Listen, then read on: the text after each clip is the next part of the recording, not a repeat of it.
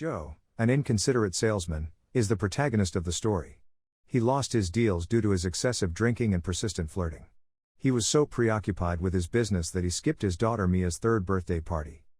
His wife is furious and contacts him about it. He assures her that a 3-year-old doesn't care whether he comes or not. He goes to drink a lot after his quarrel with his wife. He eventually vomited and passed out. He then goes to his old friend Chucky's pub, but Chucky refuses to let him in since he is inebriated. Joe comes into an Asian lady on the street selling toys while holding a yellow umbrella. He purchases a toy duck for his daughter. Later, when Chucky exits the bar, he discovers a toy duck on the road, but Joe is nowhere to be seen. Joe subsequently awakens in a small room at a motel, locked up and trapped. He gets fed daily but is not allowed to go outside. Joe falls unconscious after his captors gas the room. They come in and place his fingerprints and other samples on various objects. Joe later learns via the news that his wife has been sexually raped and beaten to death. Joe's previously collected fingerprints were planted on the crime scene, making him the sole suspect in his wife's death. Joe is crushed, but there is nothing he can do. He begins to hallucinate and appears to be losing his mind. Afterwards, he befriends a mouse, who becomes his only companion for a long time. But one day, the mouse and its offspring vanish, and Joe discovers it was cooked and presented to him for dinner. This destroys Joe, and he attempts but fails to terminate his life. A man named Cheney is watching Joe through a camera. Joe watches a crime broadcast 5 years later that features his wife's murder. He learns that another couple has adopted his daughter. Joe sobs as he watches his daughter play the cello on television. He begins writing a letter to his daughter and resolves to improve himself. He started exercising and quit consuming alcohol. He carves lines on his palms for each year he stays in prison and begins plotting his escape in the restroom. Joe also begins to compile a list of persons who may have been involved in framing him. Joe has chosen to carry out his escape plan after 20 years. Joe is going to flee when he notices a crime drama on television. They are interviewing his daughter Mia, who is now a well-known cellist. She stated that she despises his father because of what he did to her mother. Joe couldn't leave the room because he was gassed again and passed out. Joe subsequently awakens inside baggage someplace in the middle of nowhere. He's relieved to see the letters he wrote for his daughter. Under his jacket, he discovers some cash and a mobile. His phone features a wallpaper of his daughter and a countdown timer. He notices the girl with the yellow umbrella and pursues her. A football player hits him because he thinks he is bothering the lady. He defeats him and his teammates before continuing his pursuit of the lady. He eventually locates the yellow umbrella, but it turns out to be a homeless man. He bothers him, asking where the lady is, but is stopped by Marie, the nurse who cares for the homeless. When Joe is about to leave, Marie follows him because she believes he needs someone to talk to and hands him her business card. Joe takes it and keeps going. Joe informs Chucky about what occurred to him at his pub. A stranger contacts Joe and tells him that there will be more consequences for his past actions. He requests Chucky's assistance in locating the people on his list who have wronged him in the hopes of finding his kidnapper. He eliminates most of them from the list because they do not appear to qualify. Chucky discovers Joe unconscious the following day. Chucky locates Marie's phone number, and Marie arrives to assist. She subsequently finds and reads Joe's stack of letters to his daughter. Joe awakens and becomes enraged, claiming that the letters are just for his daughter. Joe asks Marie why she hasn't contacted the cops yet, and Marie responds that he trusts his tale and that she wants to assist him. They begin their search for the men on Joe's list with his old boss. Joe recognizes that he cannot be his captor. Joe later recalls the Chinese food that is always served to him when he is imprisoned. They go to other Chinese eateries in search of identical dumplings that have been served to him for years. Marie has to leave him since she has to work, and Joe continues his hunt. He eventually locates the correct eatery and notices a man collecting paper bags. Joe grabs a hammer and a bicycle and pursues the man. He infiltrates the garage and kills the man and some guards till he enters the prison. Cheney is keeping an eye on the other inmates. Joe tracks him down and tortures him. Cheney confesses that he is only a facility caretaker on contract. Cheney hands Joe the tape, which contains a recording of Joe's captor's voice. Joe fights off the guards with only the hammer he snatched on his way out. He manages to escape and is rescued by a stranger outside before being dropped off at Chucky's pub. Chucky calls Marie again, and she arrives with a doctor friend to treat Joe's wounds. Joe tells Marie to go because she is getting too close to him. Joe receives another call from the stranger at Chucky's pub. Joe redials the number and hears a phone nearby ring. Joe discovers that he is simply sitting next to him. Adrian is the name of the man. Adrian's lady bodyguard stops Joe from attacking him.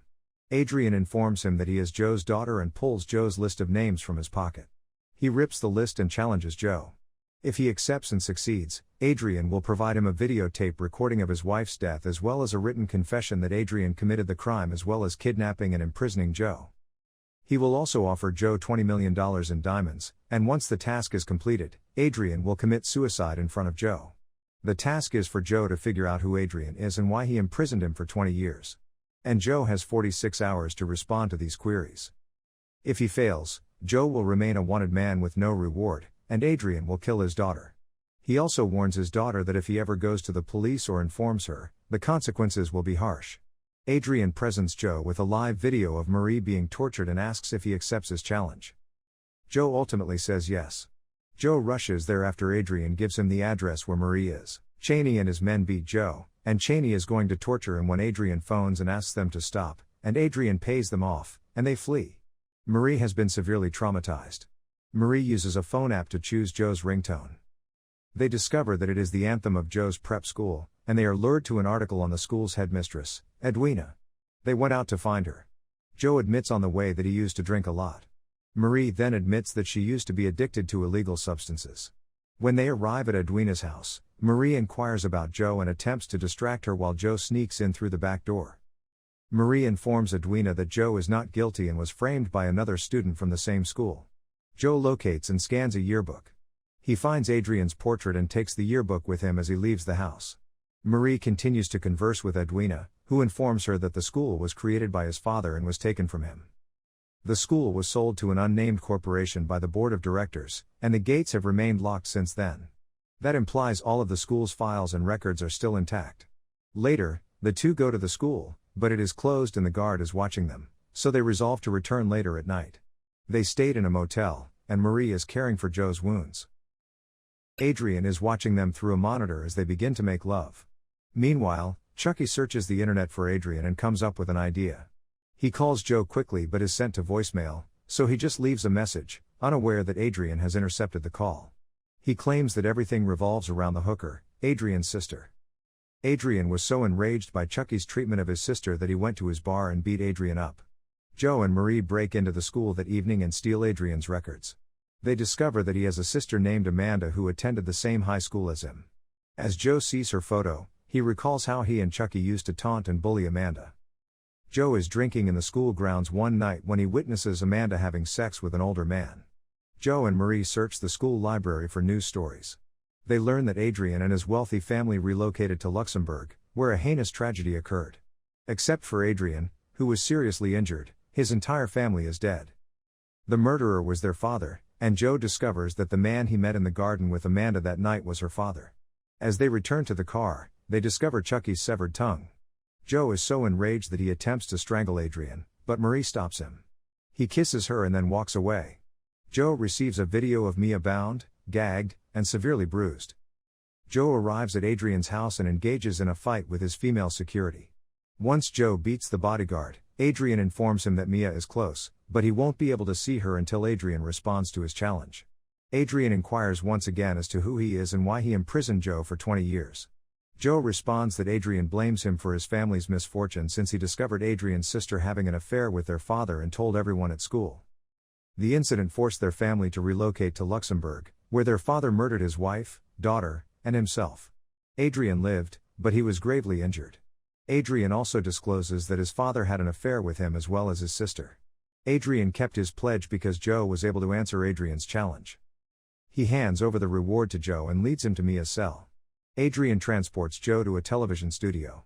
Joe discovers there that the crime show he had been watching on TV for years while incarcerated was manufactured, with Joe as the lone spectator.